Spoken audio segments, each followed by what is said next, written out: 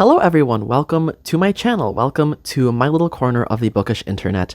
My name is Alessandro, or Sandro if you prefer my shorter name, and today I'm really excited to share with you guys my two favorite books of 2024. Now, I know we're already a little bit of the ways into 2025, and you might be wondering, Alessandro, only two books from 2024?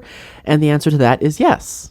In 2024, I only read a total of 9 books, and while most of those books were really amazing and on a Goodreads/Storygraph scale, I gave them 3, 4, or 5 stars, there weren't that many books that really stood out to me last year or ones that I really wanted to share with you guys today. I know a lot of people are used to seeing like top 5 favorite books of the year, top 10 favorite books of the year even, but for me it didn't really feel right to create a list of so many books that I wasn't really excited about sharing. So instead for today's video, we're going to be going more deeply into the 2 books that I really want to share with you guys today and the 2 books that left the most impact on me from last year. This will of course be a spoiler-free review of both of these books, and if you're looking for more bookish content coming from me, and if you're interested in like talking about being a librarian, because I am in graduate school to become a librarian right now, I will be making more content around books and library school stuff coming in the future, so make sure you stay tuned for that as well. And without further ado, let's get started with my first favorite book of 2024. So for both of these books, I would definitely say they are both more historical in nature. They both take place during the 20th century, but they are vastly different in genre and in tone. The first book I want to share with you guys is actually a historical romance, but not like your typical Regency romance. This one takes place in the 1960s in New York City and is a queer romance between 2 men who are living in New York City at this time and kind of find each other through this really amazing journey of like loneliness, found family, and much, much more. If you saw the thumbnail already, then you will know this is You Should Be So Lucky by Sebastian. I'm grinning ear to ear because I just remember reading this book in December. It was the last book I read last year, and I just, man, had such a good time with it. I am a romance reader for sure. I love Emily Henry, I love Alison Cochrane, I love so many different romance writers, but this book just hit a little bit different for me. Technically, I think you should be reading this other book called We Could Be So Good before this book, because technically they are a series, but you don't have to. The characters of We Could Be So Good do appear in You Should Be So Lucky, but you by no means have to like read We Could Be So Good before understanding the plot of You Should Be So Lucky. They are not related in any way. Also, some slight trigger warnings for the content of You Should Be So Lucky. I would say the 2 main things are a lot of discussion about homophobia, about what it means to be queer in the city in the 60s, and then also a lot of discussions around grief and the loss of losing a loved one and someone close to you in your life. So please keep those in mind before you read the book. In You Should Be So Lucky, we have a dual perspective narration style, which is my favorite type of narration style. We have a point of view from each of our love interests. Starting off, we have Eddie O'Leary, who is a young baseball player moving from Kansas City all the way to New York City because he's been drafted for this new team. But things are not going so well for Eddie. He's having a really hard time adjusting to life in the city. He is not getting along with his teammates. He's kind of having a hard time with the press and much, much more. Enter our other main character, Mark, who is actually a reporter and journalist for this newspaper in New York City. And one day, one of his supervisors comes into his office and was like, hey, would you be interested in ghostwriting a column about Eddie O'Leary so he's a little bit more appealing in the public eye? Mark is really hesitant about this because he's someone who's like, hey, I'm an arts writer, I'm a culture writer, like I'm not a sports reporter, so why would I do this? But his supervisor really insists on it, so Mark agrees to it, and the story kind of goes from there. So what results is Mark having to spend a lot of time with Eddie to get to know him better, to kind of know his ins and outs, like his life, his personal story, and much more stuff like that.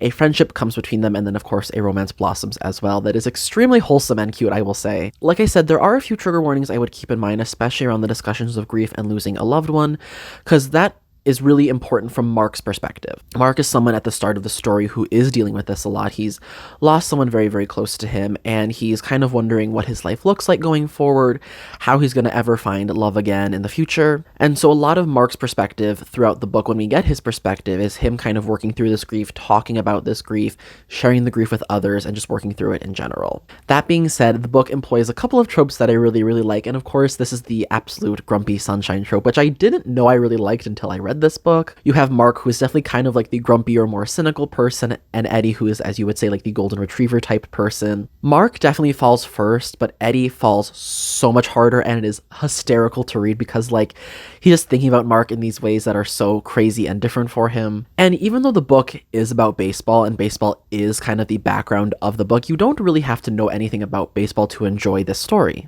I just overall really loved it. Again, I think the writing and the conversations had in this book were extremely nuanced and thoughtful. And if you're looking for your new mid-century queer romance obsession, look no further than You Should Be So Lucky. It's definitely one of my favorite books now, maybe one of my favorite romances of all time, and I would highly recommend it. So that is my first book. That was one of my favorites from 2024. For this next book, this book is really important to me. It's become a very special and important book in my life. And again, I'm going to try to give a thoughtful take on it and what I thought of this, but it's just really hard for me to not gush about it, because it is such an amazing book. I think it'll really become one of those books that is kind of like a modern classic for so many people, and overall has a lot of discussions about topics that are very relevant to our lives in the present day. For me, this was a reread of this book. I originally read it, I think, for the first time in 2022, and I didn't really understand its impact back then. I didn't really understand the relevance of the story, what it kind of meant to the author, and things like that. I will actually leave a couple of, like, I would call them like supplementary videos in the description down below, like podcasts and documentaries about this book and author in particular, because I think they kind of help. If you're not familiar with this particular type of history, it'll definitely help put it more into perspective and the importance of it as well. This is, of course, my new favorite book of all time, and that is Pachinko by Min Jin Lee. I feel like this book is very popular, but at the same time, not popular at the same time. It's not like one of those like books that you would look at and say like, oh yeah, I'm gonna love that. But, or maybe you like from the cover, you just don't really get what it's about. But reading the story is kind of a unique experience like nothing else. I haven't really seen a single negative review of this book because I understand that the author has really put in the work to do the research for this one. Kind of like with You Should Be So Lucky, this isn't a super plot-driven book. This is definitely more of what I would call a family saga. This takes place starting in Korea in 1910 when Korea has just been annexed by Japan. It is a Japanese colony. There is no North and South Korea at the time of the start of this book. We follow this one particular family of Koreans who, for various circumstances, move from Korea in the mid-century to Japan, and it chronicles their life basically until 1989. And it chronicles all the hardships and extreme xenophobia and other things they experience while living in Japan as Korean Japanese people.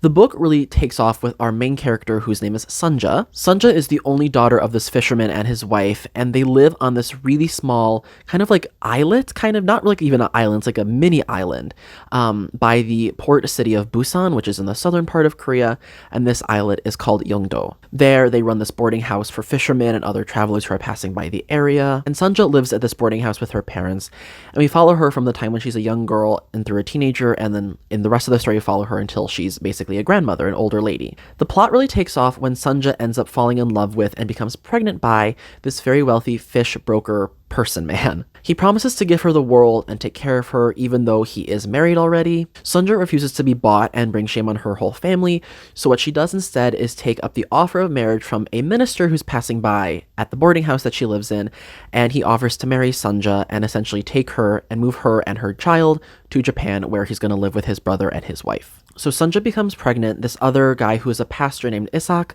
he is coming through Yeongdo, is at this boarding house, and he offers to take Sunja to Japan with him. That is kind of the catalyst of events for what happens, because by denying her very wealthy lover, she kind of kicks off this kind of crazy saga from going from Korea to Japan, the life of her unborn child, and much, much more. This book follows the couple of generations after Sunja, so Sunja's child, his children, and other family members that we come to know and love throughout Pachinko as well. Like I said, this isn't really a plot-driven novel. It's definitely more a character study and what it means to kind of like have family, what it means to find your place in the world. I feel like I didn't do a great job of describing it, but that kind of is the crux of the story. Is you have Sunja, you have Isak, you have all these different characters from their family, you have the move from Korea to Japan, and that is kind of where things start. It is hard to state just how much this book impacted me because the topics and discussions that are had in this book are just so profound. It really does talk about what it means to be a specifically ethnically Korean person living and immigrating to Japan, and kind of the extreme xenophobia they face during this time. Again, I will leave some links in the description down below of the author Min Jin Lee giving interviews, and also kind of these other documentaries that kind of help put this history into perspective. If you're a little skeptical of Pachinko and you're thinking, hey, that might not be up my alley, but I'm a little curious about it, I would definitely recommend just checking it out from the library and seeing if you like it. It's just such a beautiful story with such a unique history about these people, these Korean Japanese people, and especially what they go through. This book has won a ton of awards. It was on former President Barack Obama's favorite books of 2017. It's on the New York Times book for best books of the 21st century so far. So if you're curious about it and you're like, I'm not sure if this is for me, I would highly recommend just checking it out and giving it a try, especially if you're interested in something more in the historical fiction realm. But there you guys go. Those are my 2 favorite books from 2024. Thank you so much for checking out the video if you made it this far. I really appreciate you taking the time to watch it and giving me the chance to kind of do a little bit of a deep dive on these 2. Please let me know in the comments. Are you interested in reading these books? Have you read these books? And if so, what did you think of them? Like I said, there will be more bookish content coming your way very soon. And thank you again for joining me on this little journey that we're starting here in 2025 on this channel. Once again, my name is Alessandro, or Sandro if you prefer, and I will see you guys in the next video. Thanks again. Bye.